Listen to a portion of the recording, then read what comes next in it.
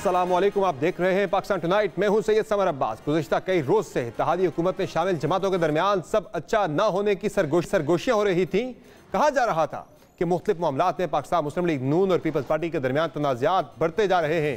PCB chairman का मामला हो, आज़ाद कश्मीर में इलेक्शन की लड़ाई हो, बजट की मंजूरी का चैलेंज हो या बज़ाहिर जल्द असम्बली की तहलील से मुतल्लिक चहमगोइयाँ हो, ये तमाम मामलात इस वक्त मुस्लिम लीग नून और पीपल्स पार्टी के दरमियान बंद कमरों में यकीनी तकरार का बाइस बन रहे हैं। इन तनाज़ात में से एक तनाज़ा तो बज़ाहिर मंतकी इंजाम तक पहुंचता दिख रहा है, जब पीसीबी चेयरमैन के मामले पर पीपल्स पार्टी की जानिब से रचक ना दिखाए जाने पर मुस्लिम लीग नून के पास घुटने टेकने और पीपल्स पार्टी के उम्मीदवार ज़का अशरफ को पीसीबी का मनसब देने के अलावा कोई ऑप्शन नहीं बचा है। पीसीबी के बाद आज़ाद कश्मीर इलेक्शन के मामले में भी पीपल्स पार्टी और नून लीग आमने सामने ही दिखाई दे रही है। बिलखुसूस वफाकी वज़ीर राना सनाउल्लाह ने भी 2 रोज़ कबल एक इंटरव्यू में वज़ीर-ए-आज़म के मुशीर और पीपल्स पार्टी के सीनियर रहनुमा कमर ज़मान कायरा की जानिब से आज़ाद चंद पोलिंग स्टेशनों पर रेंजर्स तैनात करने में रुकावट डालने को धांधली की राह हमवार करने से ताबीर किया है। मिनहाज साहब ने मुझे कोई 1 हफ्ता पहले ये कहा कि यहाँ पे कोई 18 पोलिंग स्टेशन है, वहाँ पे वो हमारा पोलिंग एजेंट भी नहीं बैठने देते और वहाँ पे होता है ठप्पा सिस्टम। उन्होंने कहा कि आप मुझे जो है ना रेंजर्स अरेंज करके दें। कमरुज़मान कायरा ने मुझे कहा कि जी ये रेंजर्स वाली बात जो है ना ये दुरुस्त नहीं है। क्या तसर जाएगा कि एक हल्के में इलेक्शन हो रहा है वो भी आप नहीं करवा सकते। मैं इस बात को इंश्योर करता हूँ कि ये ठप्पा सिस्टम नहीं होगा, ये ठप्पे को हम ठप देंगे। तो आप रेंजर्स जो है वो ना भेजें। उन्होंने प्राइम मिनिस्टर से जो है वो मुलाकात की और प्राइम मिनिस्टर को जो है वो रिक्वेस्ट की कि आप रेंजर्स जो है ना वहाँ पे ना भेजें। तो प्राइम मिनिस्टर ने जो है वो फिर रेंजर्स के वहाँ पे भेजने की परमिशन दी। लेकिन ये मामला जो है ये कारा साहब के लिए जो है वो बायसे तशवीश होना चाहिए कि वहाँ पे उन जो 18 या 11 पोलिंग स्टेशन वहाँ पे 95% वोट पड़ा है। बाकी सारे हल्के में जो है वो 40% और 43%। तो ये 97% फिर कैसे है? इस मामले के अलावा आजकल पंजाब में होने वाली सियासी तब्दीलियों पर भी मुस्लिम लीग नून और पीपल्स पार्टी के दरमियान रस्साकशी चल रही है। इस मुतालिक भी खुद पीपल्स पार्टी के सीनियर रहनुमा लब कुशाई कर रहे हैं। नदीम अफजल चंद ने भी आज एक इंटरव्यू में यह इंकशाफ किया है। कुछ दिन कबल उन्होंने अपनी पार्टी के इजलास में यह राय दी थी कि पीपल्स पार्टी को पंजाब में नून लीग से इल्हाक ना चाहिए था, जिसकी पादाश में उनके खिलाफ भी कार्रवाई हो गई थी। मैं बड़ा सीरियसली सोच रहा हूँ कि सियासत छोड़ दूं। पार्टी की मीटिंग थी तो मैंने तो कहा था कि शायद पीटीआई का और पीपल्स पार्टी का अगर इत्तेहाद हो जाए तो पंजाब में हमें ज्यादा फायदा हो बजाय नून लीग का इत्तेहादी बनने के। इन तनाज़ात के अलावा आजकल पीपल्स पार्टी और मुस्लिम लीग नून के दरमियान हालिया बजट को लेकर भी जोर आजमाई हो रही है। गुज़िश्ता रोज पीपल्स पार्टी की रहनुमा नफीसा शाह ने इस बजट को गैर हकीकी करार दिया था, जबकि कौमी असम्बली के इजलास में कई रहनुमाओं ने बजट से मुतालिक मुस्लिम लीग नून को खूब आड़े हाथों लिया था, जबकि जिनके बकौल बजट में सिंध के सैलाब ज़दा इलाकों की बहाली और टैक्स में सूबे के हिस्से की रकम देने से इनकार किसी तौर पर काबिल कबूल नहीं होगा। और आज ही इन तहफ़्फ़ुज़ात से मुताल्लिक़ खुद पार्टी चेयरमैन बिलावल भुट्टो ज़रदारी ने भी खबरदार किया है कि अगर हुकूमत बजट की मंजूरी में पीपल्स पार्टी की हिमायत चाहती है तो तहफ़्फ़ुज़ात दूर करने होंगे। आपके बजट जिस तरीके से पेश किया गया है इसमें पाकिस्तान पीपल्स पार्टी का कम इनपुट है, तो ये मुमकिन नहीं है कि वज़ीर-ए-आज़म कोई और बात करे और बजट में कोई और बात लिखा हो। उनकी टीम में वो जो लोग हैं जो वज़ीर-ए-आज़म के जो वादे हैं वो पूरे नहीं करवा रहे हैं, उनसे वज़ीर-ए-आज़म को हिसाब लेना चाहिए। अगर मुस्लिम लीग ये चाहता है कि पाकिस्तान पीपल्स पार्टी भी इस बजट पे वोट डाले, ये हो नहीं सकता। इन तनाज़ात के अलावा सियासी मैदान में भी पीपल्स पार्टी और मुस्लिम लीग नून के दरमियान खींचातानी चल रही है। कयास किया जा रहा है कि मुस्लिम लीग नून में जल्द इलेक्शन कराने के लिए असम्बली की तहलील के ऑप्शन पर गौर हो रहा है, जबकि पीपल्स पार्टी के हल्के फिलहाल इस असम्बली की मुद्दत में मजीद तोसी के हामी हैं। गो के इस मुतालिक भी चेयरमैन बिलावल भुट्टो ज़रदारी ने आज यह बयान जरूर दिया है कि वो भी इलेक्शन के लिए तैयार हैं और इत्तेहादियों को भी यही मशवरा दे रहे हैं। पाकिस्तान पीपल्स पार्टी इलेक्शन के लिए तैयार है, यही पैगाम हम अपना इत्तेहादियों को देंगे कि आए हिम्मत पकड़े, आए मैदान में आए। सारी सियासी जमातों को इलेक्शंस के लिए अपना तैयारी करना चाहिए, मुकाबला करना चाहिए और जो भी जीते वो आपके मसाइल का हल निकाले। हम क्या इस मामले में हुक्मरान जमातों के दरमियान कौल और फेल का तजाद भी मौजूद है? ये तो आने वाला वक्त ही बताएगा। फिलहाल गुज़िश्ता रोज़ पीपल्स पार्टी के आला सतह के वफ़द की वज़ीर-ए-आज़म से मुलाकात भी हुई है और अब ये खबरें भी गर्म हैं कि वज़ीर-ए-आज़म की सरबराही में मुस्लिम लीग नून का वफ़द भी एक आला सतह वफ़द अगले हफ्ते लंदन जा रहा है, जहाँ पार्टी कायद नवाज शरीफ से इलेक्शन और दीगर सियासी मामलात पर तबादला ख्याल किया जाएगा। इस तमाम सूरत हाल पर हम तफसीली गुफ्तगू करेंगे। हमें ज्वाइन किया है वज़ीर-ए-आज़म के मुशीर बराए कश्मीर अफेयर्स और गिलगित बल्तिस्तान और पीपल्स पार्टी के सीनियर रहनुमा कमर जमान कायरा साहब ने। कायरा साहब बहुत शुक्रिया आपने प्राइम अपने कीमती वक्त के साथ ये बताएं, कल जो पीपल्स पार्टी के आला सतह वफ़द की मुलाकात हुई है वज़ीर-ए-आज़म के साथ, उसमें सिंध के सैलाब मुतासरा इलाकों के 100 अरब रुपए के बजट के अलावा क्या इलेक्शन यानी जल्दी इलेक्शन के बारे से भी कोई बातचीत हुई है, कोई डिस्कशन हुई है? देखिए, ये कोalition पार्टनर्स का इशू है, ये दो जमातों का बायलैटरल तो नहीं होगा और इसके ऊपर जब मुशावरत होगी तो ये लीडरशिप लेवल पे बात होगी। अभी आज के जो कल का जो एजेंडा था उसमें यकीनन सिंध के जो सैलाबज़दा इलाके थे वहाँ पे फेडरल गवर्नमेंट की जो कमिटमेंट्स थी और जो इंटरनेशनल कमिटमेंट्स थी उसको किस तरह मटेरियलाइज किया जाए, किस तरह उनको स्पीड अप किया जाए, क्योंकि सिंध के लोगों के साथ वफाकी और सूबाई हुकूमत ने जो वादे किए थे वो पूरे करने हैं, तो उसके लिए वो भी एक एजेंडा था। जनरली बजट के ऊपर भी डिस्कशन थी। तो क्या जुलाई में असेंबली की तहलील या अर्ली इलेक्शन के हवाले से कोई बात नहीं हुई वज़ीर-ए-आज़म के साथ?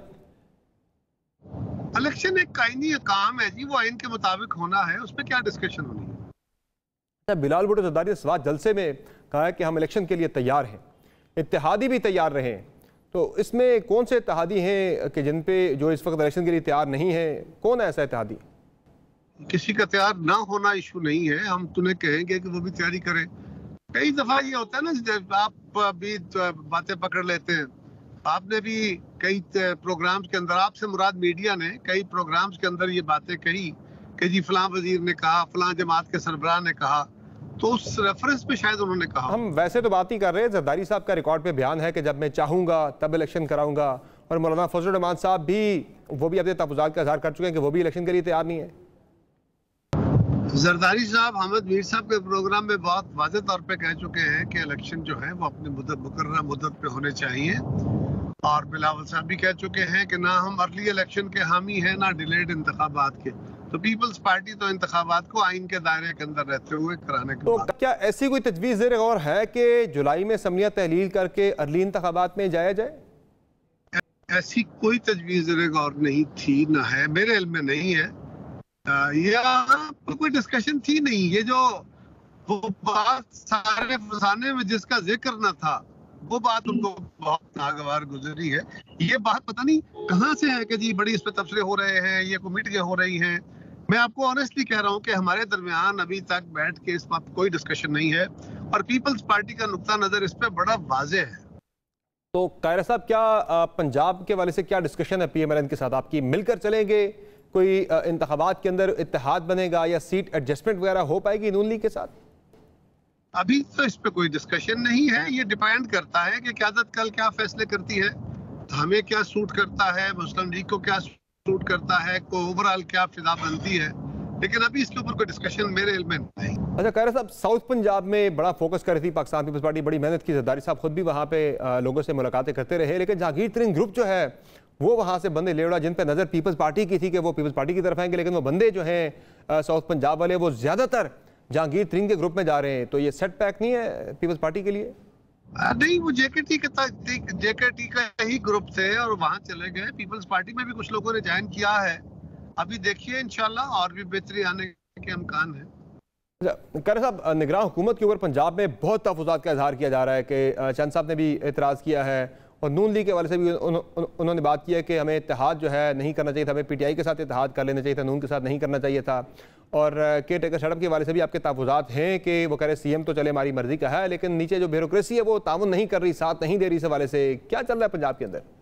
यकीनन जी, ये तहफ़्फ़ुज़ात तो हैं, पीपल्स पार्टी को हैं, और हमें इस पे ख्याल था कि एक लेवल प्लेइंग फील्ड सबके लिए होना चाहिए, केयर टेकर गवर्नमेंट को सबके साथ तावन करना चाहिए, और किसी एक तरफ उनका झुकाव नहीं होना चाहिए। बिल्कुल, बात तो ये लॉजिकली दुरुस्त।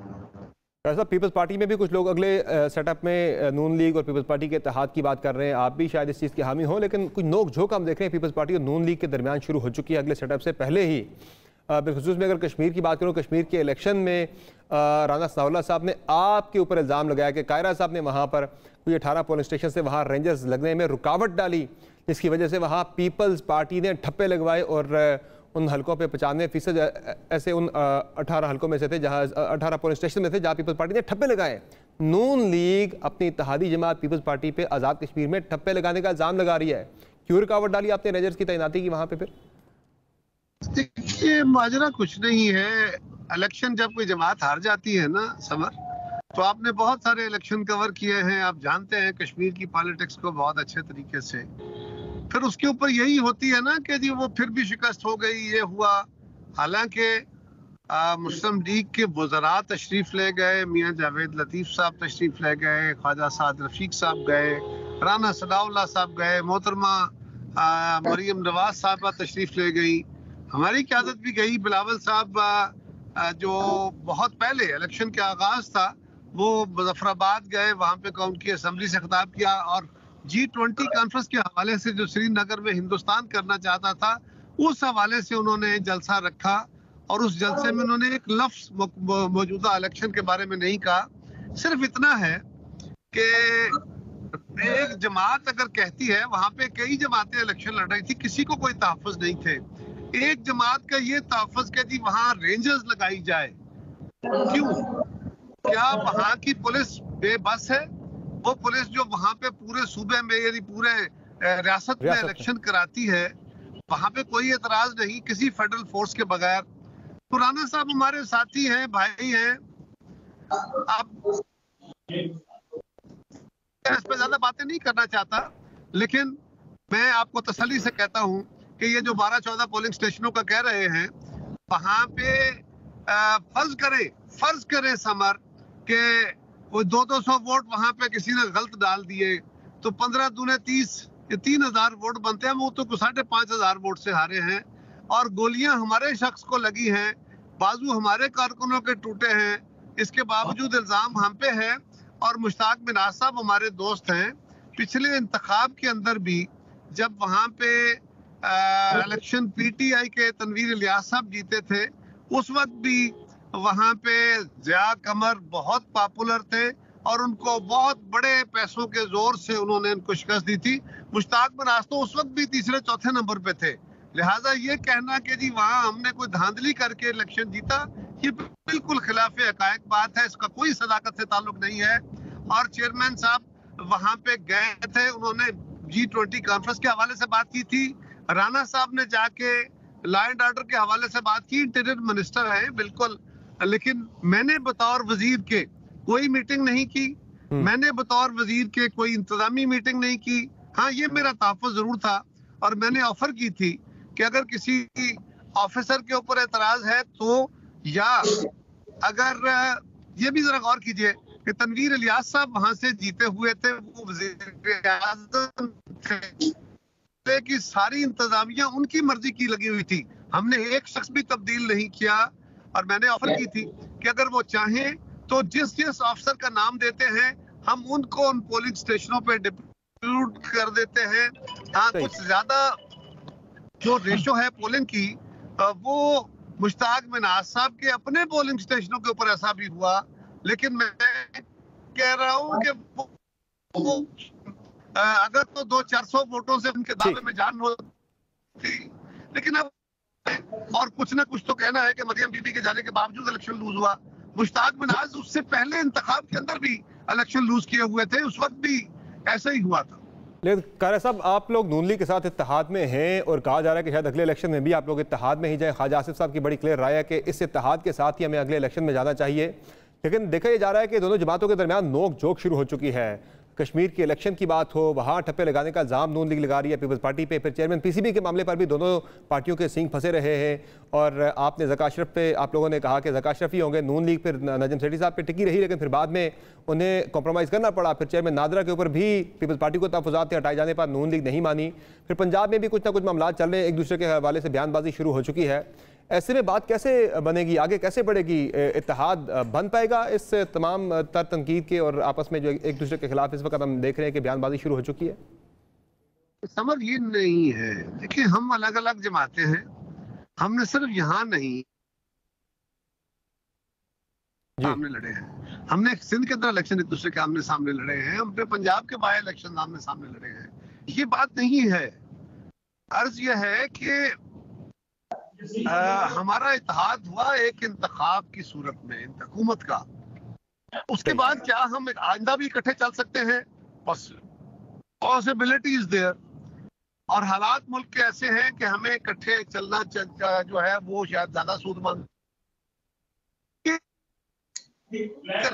ठीक, इख्तिलाफ राय तो हमारा अपना अपना है, उनका और हमारे नुक्ता नजर में, उनके और हमारे जमाती मंशूर में, उनके और हमारे एरिया ऑफ इंटरेस्ट में बहुत फर्क है, और हमारा इख्तिलाफ रहता है, पहले भी कैबिनेट के अंदर भी रहता है, हुकूमत के अंदर भी रहता है, पार्लियामान के अंदर भी रहता है, ये तो जमातों के अपने अंदर भी इख्तिलाफ राय रहता है, तो इसमें तो कोई ऐसी चंबे वाली बात नहीं है।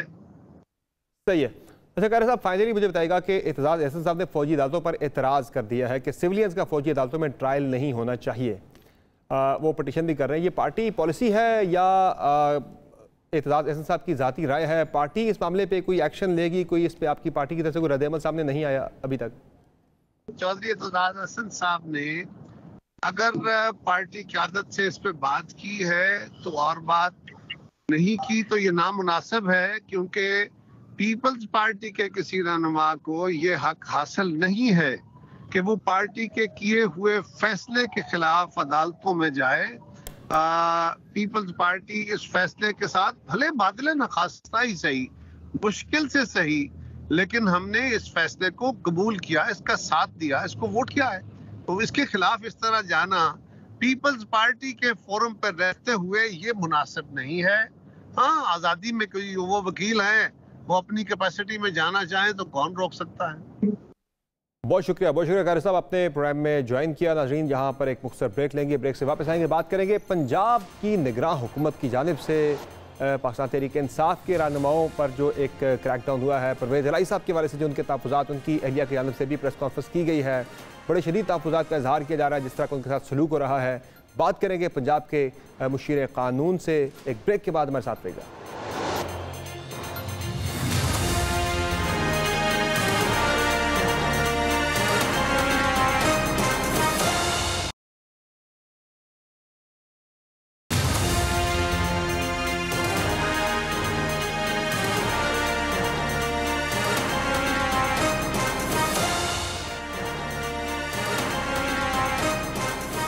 Welcome back. सानिया 9 मई के बाद तहरीक इंसाफ को जिस कानूनी चाराजोई का सामना है, उससे फिलहाल उस सियासी जमात का सियासी सफर मौदूम होता दिख रहा है, लेकिन साथ साथ इस जमात और इसके रहनुमाओं के साथ रवा रखे जाने वाले रवैये पर भी सवालात खड़े हो रहे हैं। बिल्कुल हम बात करें, ये वो सवालात हैं जो वो जजेस भी उठा रहे हैं जिन्होंने कई मुकदमात में पाकिस्तान तहरीक इंसाफ को के रहनुमाओं को प्रेस कॉन्फ्रेंस करके जान खुलासी का मशवरा दिया। तमाम जिन रहनुमाओं ने इस ऑप्शन को आजमाने से इनकार किया, उनके खिलाफ एक्शन पर भी काफ़ी ज़्यादा बहस हो रही है। और अगर हम बात करें इसमें मज़ीद के बिलखुसूस इस वक्त पार्टी के जो सदर हैं चौधरी परवेज़ इलाही साहब, जिन हालात से गुजर रहे हैं, उनको इसको संगीन सियासी इंतकाम से ताबीर किया जा रहा है, और इस इंतकाम के पीछे निगरान पंजाब हुकूमत और पंजाब पुलिस का किरदार, उस पर भी काफ़ी सवालिया निशान लग रहा है। चौधरी परवेज़ इलाही पर क्या बीत रही है, इस मुतालिक उनकी बीवी का मौक़िफ़ निगरान पंजाब हुकूमत के खिलाफ किसी चार्जशीट से कम नहीं। जो उन्होंने मुझे जेल के हालात बताए, वो भी सी क्लास में है, कोई ए बी कुछ नहीं है। सी क्लास वाले को जो सहूलतें मुयसर होती हैं उनको वो नहीं दी गई। मेरा सिर्फ ये सवाल है, मैं ये जानना चाहती हूँ, 77 ईयर उनकी एज है, उस शख्स के साथ ये जालमाना सलूक किस लिए किया जा रहा है? चौधरी परवेज़ इलाही जिन हालात से गुजर रहे हैं, इसका जिक्र खुद उन्होंने भी चंद रोज़ पहले किया था। इनके बकौल 10 रोज़ तक ना उन्हें कपड़े बदलने दिए गए, ना अद्वियात मुहैया की गई, जबकि एक 6x6 की खोली में उनसे बुनियादी इंसानी जो सहूलियात हैं वो भी उनके लिए नापैद रहीं। परवेज़ इलाही से मुतालिक चंद रोज़ कबल ये खबर भी आई थी कि तबीयत बिगड़ने के बाद जब उन्हें पंजाब इंस्टीट्यूट ऑफ कार्डियोलॉजी ले जाया गया तो वहाँ पर भी उनसे नामुनासिब रवैया अपनाया गया। इस मुतालिक ये खबर भी गुज़िश्ता रोज़ से ज़ेर गर्दिश है कि पंजाब इंस्टीट्यूट ऑफ कार्डियोलॉजी के executive director professor Bilal Muhiyuddin की जानिब से परवेज़ इलाही की रिपोर्ट्स मंगवाने पर उन्हें ओहदे से बर्खास्त कर दिया गया। इस खबर से मुतालिक परवेज़ इलाही के स्पेन में मुकीम बेटे मोनिस इलाही ने भी ट्वीट की थी। इस मुतालिक आज ही फ्राइडे टाइम्स में यह खबर आई है कि प्रोफेसर बिलाल को निगरान वज़ीर आला पंजाब मोहसिन नकवी ने दीगर वजूहात की बना पर ओहदे से बर्खास्त किया है। परवेज़ इलाही से मुतालिक आज और अहम पेशरफ्त यह हुई है कि उनसे पंजाब असम्बली का स्टाफ वापस ले लिया गया है। जो सिक्योरिटी एहलकार, ड्राइवर, बावर्ची समेत मुलाजमों पर मुश्तमिल था, 60 तकरीबन उनके साथ हमला था, जिसकी तादाद थी। जहाँ एक तरफ परवेज इलाही का मामला पंजाब हुकूमत के लिए सुबकी का बायस बन रहा है, वहाँ PTI के दीगर मुकामी रहनुमाओं के घरों पर होने वाले रेड्स के मनाजिर भी पंजाब पुलिस के रवैये पर सवाल खड़े कर रहे हैं। क्योंकि इस मामले में पंजाब हुकूमत के खिलाफ गलत इल्ज़ामात और बयानिए बनाने की भी पूरी कोशिश की गई। बिलखुसूस पंजाब की जेल में PTI की खवातीन से होने वाली मुबैना ज़्यादती और नामुनासिब रवैये को भी खूब उछाला गया, जो कि सरीहन झूठ और गलत बयानी थी। इसके बावजूद भी सियासी कैदियों के साथ रवा रखे जाने वाले रवैये की इजाज़त कोई भी कानून ज़ाहिरा नहीं देता। इसमें इन मामलात के अलावा सीनियर कानूनदान लतीफ़ खोसा के घर पर होने वाली फायरिंग से भी पंजाब हुकूमत के लिए काफ़ी ज़्यादा तनकीद का सामान उसने फ्राहम किया है। बिलखुसूस उनके नज़रियात की बिना पर वो पहले ही काफ़ी ज़्यादा अपनी पार्टी के अंदर भी इस वक्त मुज़ामत का उन्हें सामना है। इस तमाम सूरत हाल पर हमें ज्वाइन किया प्रोग्राम में पंजाब के जो वज़ीर आला हैं उनके मुशीर बराए कानून कंवर दिलशाद साहब ने। कंवर दिलशाद साहब, बहुत शुक्रिया आपने प्रोग्राम में हमें ज्वाइन किया। सबसे पहले तो बताइएगा कि पंजाब में जो निगरान हुकूमत है बहुत ज़्यादा इस वक्त आपकी गवर्नमेंट पे सवालात उठ रहे हैं। जो लोग सियासी कैदी हैं उनकी इंसानी हकूक़ की खिलाफवर्जियों के वाले से सवालात उठ रहे हैं। परवेज़ इलाही की मैं बात करूं कि उनकी अहलिया ने मीडिया पे आके बताया कि उनके खावंद के साथ किस तरह का नारवा रवैया इस वक्त इख्तियार किया जा रहा है। 6x6 के सेल में रखा जा रहा है, बुनियादी सहूलियात से भी उन्हें महरूम रखा जा रहा है। क्यों ऐसा हो रहा है सर? वो कैदी ज़रूर है लेकिन उनके बुनियादी हकूक़ भी तो हैं। जहाँ तक उनका अदालती मामला चल रहा है या वो अदालत में जुडिशल रिमांड पर हैं, तो जो जुडिशल रिमांड के बारे में जो भी उनके एक तो रूल बिजनेस के तहत जो सहूलतें दे सकते हैं तो अदालत के जरिए वो सहूलतें मिल रही हैं। वो तो ज़ाहिर है कि अपने जो जेल के जो मैनुअल है उसके मुताबिक तो सारी सहूलतें मिल जाती है। वैसे भी ज़ाहिर वो बड़ी आम शख्सियत तो नहीं है, वो पंजाब के रहे हैं, चीफ मिनिस्टर भी रहे हैं, स्पीकर भी रहे हैं, उनका नाम है उनका। तो जेल के मैनुअल के मुताबिक ठीक हो रहा है। अभी चंद रोज पहले उनकी अहलिया मोहतरमा ने उनसे मुलाकात की, उन्होंने भी कोई ऐसी कोई शिकायत नहीं की ज़ाहिर की। तो जेल का तो एक मामला जेल का तो होता ही है ना। जेल को तो आप इंटरकॉन्टिनेंटल की तरह तो 5 स्टार की तरह तो सहूलतें नहीं दे सकते ना। जो जेल की जो सहूलतें आप पेंटागन की जेल से देख लें, अमेरिका की जेल देख लें, बरतानिया की जेल देख लें, तो पाकिस्तान की जेलें, जुल्फ़िकार भुट्टो साहब जैसी शख्सियत वहाँ जेल में रहे, तो बड़े बड़े लोग जेल में रहे हैं, तो उन्होंने तो कोई ऐसी सबके साथ तो सलूक किया जाता है वो जेल के मैनुअल के मुताबिक किया जाता है ना। अब अगर परवेज इलाही साहब समझते हैं कि मुझे PC के सहूलतें दी जाए, ये तो जुल्फ़िकार भुट्टो साहब को भी नहीं मिली और बेचारे 6x6 कमरे में जिंदगी गुजार दी 4 साल उन्होंने। तो ये सारे मामला इसी तरह बेनजीर जेल में रही, तो बड़े बड़ी शख्सियत आसिफ जरदारी 14 साल जेल में रहे। तो ये सब जेलें तो इसी तरह ही होती है ना। आप जेल को आप क्या जस्टिफाई करना चाह रहे हैं? भुट्टो साहब के साथ जो हुआ था रवैया वो गलत था, वो जेल मैनुअल की भी उसके मुताबिक नहीं था। जरदारी साहब की आप बात करें, उनके साथ भी जेल में जो सलूक हुआ था वो भी किसी सूरत में भी मुनासिब सलूक नहीं था। तो आप उन 2 रेफरेंसेस का हवाला दे के, उन 2 केसेस का हवाला दे के आप क्या जस्टिफाई करना चाह रहे हैं? वो भी गलत था, ये जो कर रहे हैं आप ये भी गलत है। एक करप्शन में केस किया हुआ है, अरबों रुपए की करप्शन है, वो अदालत ने उनको जेल भेजा है, जुडिशल रिमांड पे भेजा है ना।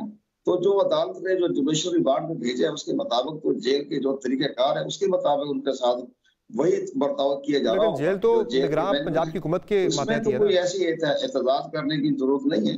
लेकिन बहरहाल अगर उन्हें कोई शिकायत है तो अपना लेकर भिजवा दें अदलिया को, और अदलिया जो खुद जो है वो ऑर्डर पास कर देगी, उनके चेक भी कर लेगी, देख भी लेगी उनको कौन सी कैटेगरी दी जाए, वो भी अपना हक मांगे कि मुझे A कैटेगरी दी जाए, B कैटेगरी दी जाए, सहूलतें कौन सी दी जाए। ये सारी बातें तो अदलिया के साथ करनी चाहिए। अच्छा कंवर दिलशाद साहब, ये जो सानहा 9 मई में मुलव्विस जो लोग थे जिन्होंने घिनौने जराइम किए, तकरीबन 3800 लोग हिरासत में हैं आपकी। शनाख्त परेड भी मुतअद्दिद लोगों की हो चुकी है। दायरा कौम उन लोगों के खिलाफ कार्रवाई होती देखना चाहती है। अब ट्रायल तो मिलिट्री कोर्ट में होना है, लेकिन जो प्रोसिक्यूशन है वो तो पंजाब की निगरान हुकूमत के अंडर है। ये डिपार्टमेंट प्रोसिक्यूशन तो आपने करनी है। क्या वजह है कि रिमांड पे रिमांड लिए जा रहे हैं? आप लोगों से चालान जो है वो पेश नहीं हो पा रहा। 40 दिन से ज़ायद गुजर चुके हैं, चालान क्यों नहीं पेश हो पा रहा? प्रोसिक्यूशन क्यों इतनी इसमें सुस्त रवि का मुजाहरा कर रही है? वज़ीर आला पंजाब ने 56 JIT जो है वो मुकर्रर की हुई है, और JIT जो है वो सारे मामलात को छानबीन कर रही है। इसी तरह जो पंजाब गवर्नमेंट का जो प्रोसिक्यूटिंग डिपार्टमेंट है वो भी सारे केसेस को देख रहा है। ये कौमी मुजरिम लोग हैं, इन्होंने जिस अंदाज से जिला हाउस को तबाह बर्बाद किया, जलाकर राख कर दिया, और मैंने खुद देखा है, आप भी जाकर देख के आए, मस्जिद तक नहीं छोड़ी। पुरानी मस्जिद तक नहीं छोड़ा उन्होंने, रसूल जहाँ नाम लिखा हुआ था कैद आज़म का, उसको भी उन्होंने मिटा के रख दिया। तो ऐसे लोगों के बारे में जाहिर है वो जेआईटी बढ़ रही है, देख रहा है, इनके साथ किसी की हमदर्दी नहीं है। ये जिन्होंने मियां वाली के एयरबेस को नजर आतिश किया, फैसलाबाद के असासी तरीन इदारे पर हमला किया, अखबारों में इश्तिहारात छप रहे हैं, रेडियो पाकिस्तान का जो मामला है कुछ और का तो चलेगा ना इन दहशतगर्दी पे, लेकिन जो आर्मी हाउस आर्मी GH2 को जो तबाह करने की कोशिश की, ये सारे मामला जो देखा जा रहा है और बहुत संजीदगी से देखा जा रहा है। इसमें कोई काबिल जुर्म तो उन्होंने किया, काबिल माफी नहीं है इसके अंदर। उसमें आर्मी एक्ट के तहत भी मुकदमा दर्ज करने की सिफारिशात आ रही है, वो भी आर्मी एक्ट के तहत मुकदमा दर्ज किया जाएगा। तो सारे मामला छानबीन होने के बाद ही सारा चलान पेश करेगी अदलिया के अंदर। लेकिन ये आम मुलज़िम नहीं है, इन्होंने पाकिस्तान की सालमियत और वहदत पर, पाकिस्तान की इंटीग्रिटी पे हमला किया है इन्होंने। सर, राय तो हमारी भी यही है कि जिन लोगों ने ये घिनौने जराइम किए हैं उनके खिलाफ हर सूरत में कार्रवाई होनी चाहिए और ज़ाहिर ये मुकदमात आगे बढ़ने चाहिए। प्रोसिक्यूशन की वजह से मामला रुका हुआ है। बहरहाल आप मुझे ये भी बता दें कि इस वक्त जो हम देख भी रहे हैं पंजाब के अंदर जो PTI के लोगों के साथ भी जो हो रहा है मामला, उस पर एक पूरी दुनिया में तासुर बनाने की कोशिश हो रही है कि संगीन इंसानी हुकूक की खिलाफ वर्जियाँ हो रही हैं। इस पर ज़ाहिर आप लोग क्यों इस वक्त तक पंजाब हुकूमत इस तासुर को ज़ायल नहीं कर पाई कि ISPR को आकर वजाहत देनी पड़ती है या वज़ीर आज़म शहबाज शरीफ को खुद सामने आना पड़ता है? पंजाब हुकूमत जो वहाँ पे बैठी है खुद जिसके मतहत सारा कुछ हो रहा है वहाँ पे, वो क्यों इस पे बेहतर डिफेंस नहीं पेश कर पा रही अभी तक कि भाई इंसानी हुकूक का मामला नहीं है, ये एक हमारा संगीन मामला है, पाकिस्तान के अंदर हुआ है और इसमें जो कुछ हो रहा है वो कानून के मुताबिक हो रहा है? नहीं, हमने देखो हमारा एक जो केयर टेकर गवर्नमेंट का जो मामला होता है वो सारा लॉ एंड ऑर्डर की सूरत हाल में देखना होता है और सूबे के तमाम जो मामला वो भी देखने होते हैं। लेकिन जो आप बता रहे हैं हमें इंटरनेशनल तौर पर तो उनकी बात पर न जाए आप, वहाँ तो सारा सोशल मीडिया ने तो बाकायदा झूठ तूफान पेपरा दिया जा रहा है। आप छोटी सी बात किसी हक में कर दें, आपके खिलाफ दर्जनों जो है वो सोशल मीडिया पर कमेंट्स आने शुरू हो जाएंगे, हमारे बारे में भी आने शुरू हो जाएंगे। तो ये सारे मामला देखे जा रहे हैं, लेकिन हमें कोई ऐसी बात नजर नहीं आ रहा। और जो बाकी जो मामला देखे रहे अदलिया के मामले में जुडिशल उनको भी इजाजत दी हुई है कि आप जाके बाकायदा जो मुलजिम हैं जो अंदर जेल में जुडिशल रिमांड पर है उनसे मुलाकातें भी उनकी जो है सोसाइटी भी कर सकती है, बाकी भी इदारे कर सकते हैं। लेकिन ये बहरहाल ऐसी बातें नजर नहीं आ रही जैसे कि आप फरमा रहे हैं। अच्छा सर, मुझे ये बता दें कि चूँकि आप निगरान हुकूमत के मुशीर कानून है, तो निगरान हुकूमत जो आई थी पंजाब में उसका सिर्फ एक ही मैंडेट था कि वो इलेक्शन करवाए और डे टू डे मामला चलाए। अब पहले राय ये थी कि वफाक और पंजाब में एक साथ पूरे मुल्क में इंतखाबात होने चाहिए और कोई वफाक में अर्ली इलेक्शन की बात हो रही थी। अब तो हम सुन रहे हैं कि वफाक में अर्ली नहीं बल्कि शायद कोई फरवरी मार्च में जाके इंतखाबात हो, इंतखाबात में कोई डिले की बातें हो रही हैं। तो फिर क्या पंजाब के इंतखाबात भी अगले साल फरवरी मार्च में जाके होंगे? अगर सेंटर के फरवरी मार्च में जाके होते हैं तो ये केयर टेकर सेटअप एक साल से ऊपर चलता रहेगा पंजाब में। मुझे उनकी हैरत होती है जब इस तरह की बात वो कह रहे हैं कि जी अब मार्च में इलेक्शन होने हैं 2024 में। आप ये देखिए कि जनाब जो ही ये कौमी असम्बली 12 अगस्त अगर पहले 2 दिन पहले अगर डिजॉल्व करते तो 90 दिन, अगर उन्हें 12 अगस्त को ही डिजॉल्व करनी है और पंजाब और उसके बाद सुबह सिंध की और बलोचिस्तान की 15 और 18 अगस्त को डिजॉल्व होनी है, तो आप यकीन जानिए कि जिस दिन डिजॉल्व होगी उस वक्त इलेक्शन एक्ट जो है हमारा 56 का 7 का जो है हमारा कानून है, इलेक्शन कमीशन ने इमीडिएटली शेड्यूल जारी कर देना है और उसमें बाकायदा पहले भी इख्तियारात थे उनके पास। अब उन्होंने नया एक्ट बनाया, उसमें कहा कि सदर साहब से मशावरत नहीं करनी पड़ेगी, लेकिन चले सदर साहब से मशावरत करने में कोई हर्ज नहीं था। लेकिन अब बहरहाल अब ये जो मामला है वो इलेक्शन में पाकिस्तान ने सेक्शन 57 के तहत इमीडिएटली शेड्यूल जारी कर देना है। अगर वो 60 दिन का या 90 दिन का, अगर असेंबली पहले डिजॉल्व होगी तो 90 दिन का, अगर मुकर्रर दिन के वक्त हुआ तो 60 दिन में इलेक्शन शेड्यूल जारी हो जाएगा। तो जनाब ये जो तरमीम की गई है सेंटर में वो बता रही है कि इसमें मैलिफाइड इंटेंट नजर आ रहा है कि सदर से इख्तियार लेके इलेक्शन की तारीख का वो इलेक्शन कमीशन को दे दिया गया, जिस पे ऑलरेडी पाकिस्तान तहरीक इंसाफ एतराज़ उठाती है। और जस्टिस मुनीब अख्तर भी अपने रिमार्क्स में कह चुके हैं कि सदर का दफ्तर एक पोस्ट ऑफिस नहीं है, इसका एक आईनी इख्तियार है जो वो उसे असर्ट करना चाहिए। तो आपको लग नहीं रहा कि सुप्रीम कोर्ट में ये तरमीम जो है वो स्टैंड कर पाएगी? ये तो उड़ा देगी सुप्रीम कोर्ट इसको। आपकी जो बात है उसके मुताबिक हम ये समझे हैं कि आप देखें सुप्रीम कोर्ट ऑफ पाकिस्तान ने तो मामला खत्म हो चुका है, बहुत अपने नजर साने की दरखास्त में उन्होंने बड़ा तहफ़्फ़ुज़ात का इज़हार किया और इलेक्शन में पाकिस्तान ने एतराज़ किया कि सुप्रीम कोर्ट को हमारे मामला में दखलअंदाजी नहीं करनी चाहिए थी। और अंदाजा ठीक कहा उन्होंने। और हमारे भी नाकस राय में एक इदारा है, एक आईनी इदारा है, उसके मामला में दखलअंदाजी नहीं करनी चाहिए। लेकिन बहरहाल खत्म बात होगी। अब 12 अगस्त से पहले अगर असेंबली डिसॉल्व होती है तो 90 दिन में इंतखाबात हो जाएंगे और इलेक्शन पाकिस्तान दे देनी। और आप भी देखें ना, आप अखबार में देखें कि आपकी सबसे बड़ी अहम खबर ये है कि इलेक्शन में पाकिस्तान ने इंतखाबी फरिश्तों की नजर-ए-सानी की डेट मुकर्रर कर दी 13 जुलाई तक। 13 जुलाई के बाद बिल्कुल खत्म मामला हो गया। अब डेट होगी इंतखाबी फरिश्ते और इसके फौरन बाद हल्का बंदिया का मामला भी तय हो जाएगा। तो हमें तो नजर आ रहा है कि जब 90 दिन की जब असेंबली डिसॉल्व होंगी तो 90 दिन के अंदर इंतखाबात हो जाएंगे। अगर 60 दिन में अगर वक्त आया तो 60 दिन इंतखाबात हो जाएंगे। तो सर, ये 90 और 60 रोज़ की बहस पंजाब के अंदर भी हमने सुनी थी कि वहाँ भी 90 रोज़ के अंदर इंतखाबात होने थे, लेकिन जहाँ विल होती है वहाँ करवा लिए जाते हैं, जहाँ विल ना हो वहाँ नहीं होते। और दूसरा, आप इलेक्शन कमीशन की बात करें, इलेक्शन कमीशन पे एक अहम स्टेक होल्डर पाकिस्तान तहरीक इंसाफ है, मुल्क की पोलिटिकल स्टेक होल्डर है, वो एतराज़ कर रही है। वो कह रही है कि इलेक्शन कमीशन PDM की बी टीम बना हुआ है। तहरीक इंसाफ जो है एक पाकिस्तान की जमात है, वो इलेक्शन कमीशन पे एतराज कर सकती है। वो एतराज तो हर इदारों पे कर रही है। उन्होंने जनरल बाजवा भी नहीं छोड़ा, जनरल वो चलने दें, उनकी बात कोई सुन नहीं पड़ी, उनका ये राइट है उनका।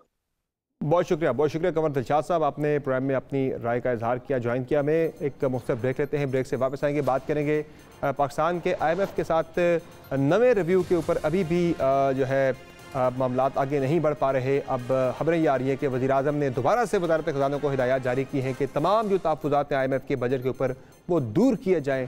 तो क्या ये मुआहिदा हमारा थ्रू हो पाएगा, या तो तलवार पाकिस्तान के सर पर लटक रही है डिफ़ॉल्ट की, वो करीब आ रही है? बातों की ब्रेक के बाद हमारे साथ रहिए।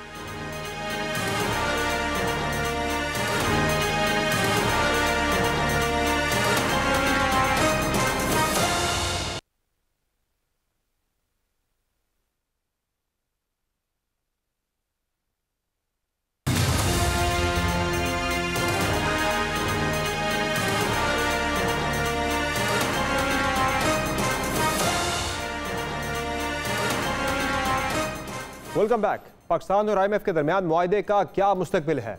IMF की जानिब से बजट को मुस्तरद करने के बाद इसहाक डार के पास ऑप्शन क्या बचा है? क्या पाकिस्तान के दिवालिया होने का खतरा संगीन हो गया है? ये वो सवालात हैं जो इस वक्त पाकिस्तान के मुआशी हलकों में मुसलसल उठाए जा रहे हैं। ताहम सितम तो यह है कि इन सवालात को उठाने वालों की हुकूमत और बिलखुसूस वज़ीर-ए-आज़म की जानिब से जुबान बंदी की जा रही है। गुज़िश्ता रोज़ ही वज़ीर-ए-आज़म ने इसहाक डार की टांगें खींचने वालों को सख्त पैगाम दिया है। एक तरफ वज़ीर-ए-आज़म और उनकी मुआशी टीम IMF से मुआहिदे मंतकी इंजाम तक ताहाल ना पहुँचने पर तनकीद करने वालों को शटअप कॉल दे रही है।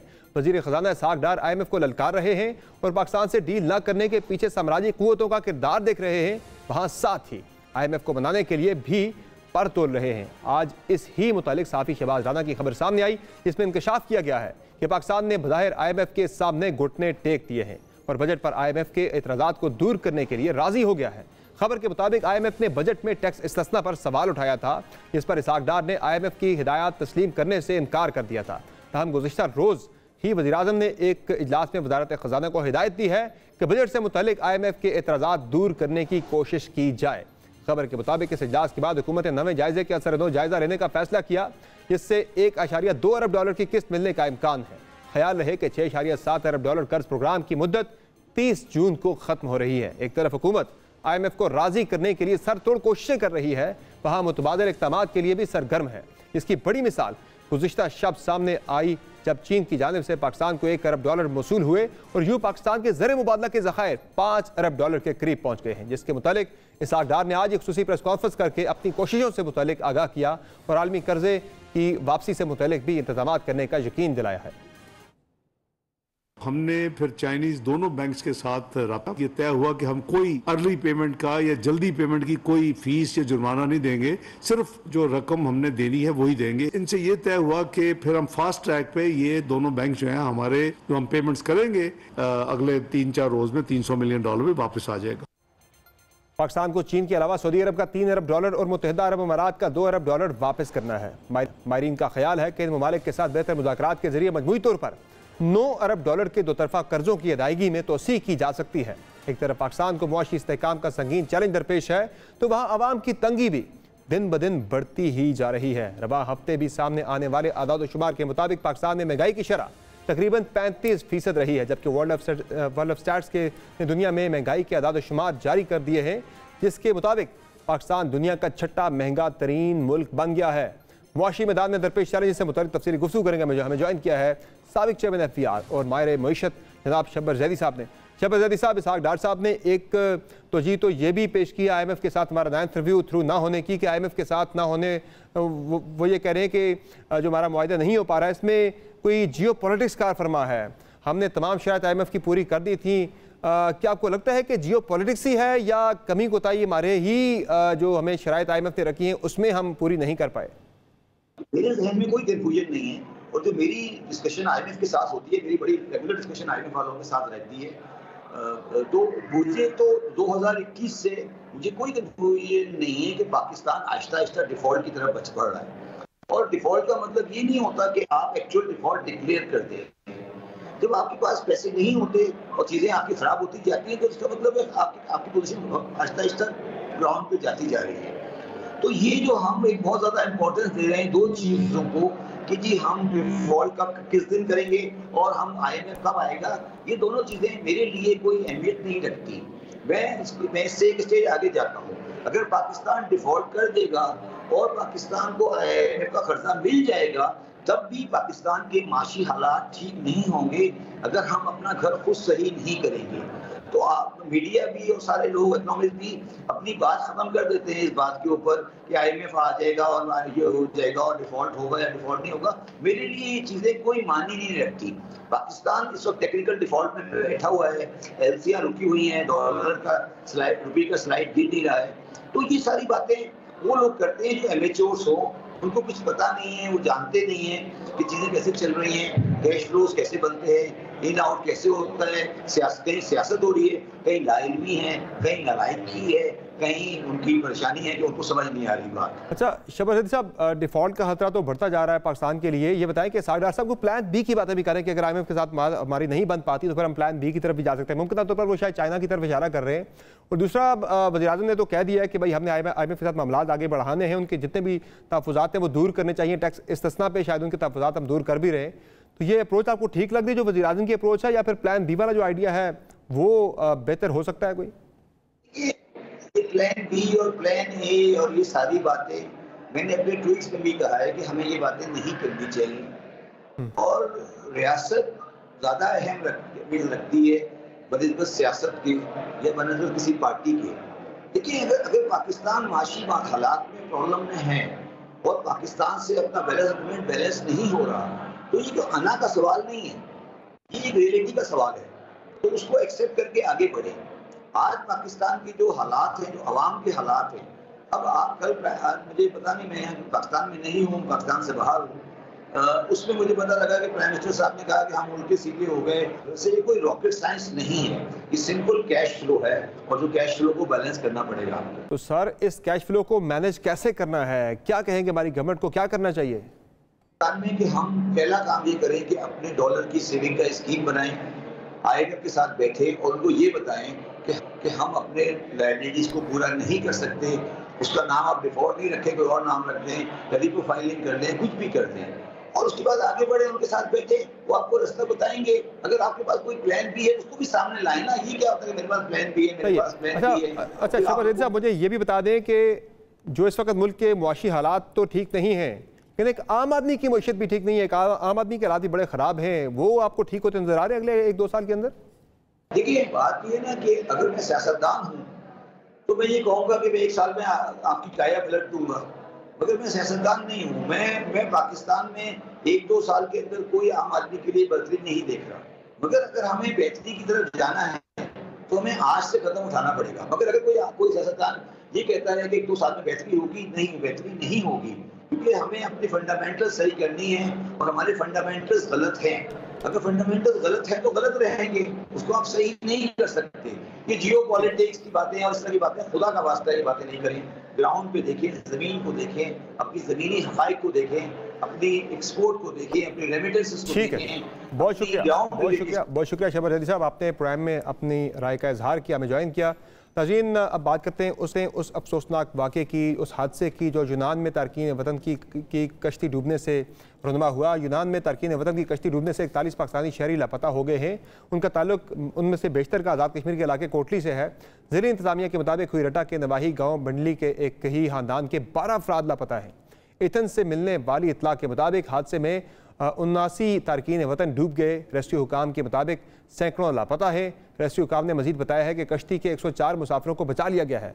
उन्होंने कहा कि 65 फुट लंबी कश्ती में तकरीबन मुमकिन तौर पर 750 अफराद सवार थे और रिपोर्ट के मुताबिक हादसे का शिकार होने वाली कश्ती के एनी शाहिदीन का कहना है कि 310 पाकिस्तानी कश्ती में सवार थे और कश्ती पिछले कई दिन से समंदर के अंदर ख़राब थी, जिसको ठीक करने के बजाय छोटी कश्ती से इसे खींचा गया, जिसके बाद ये कश्ती उलट गई।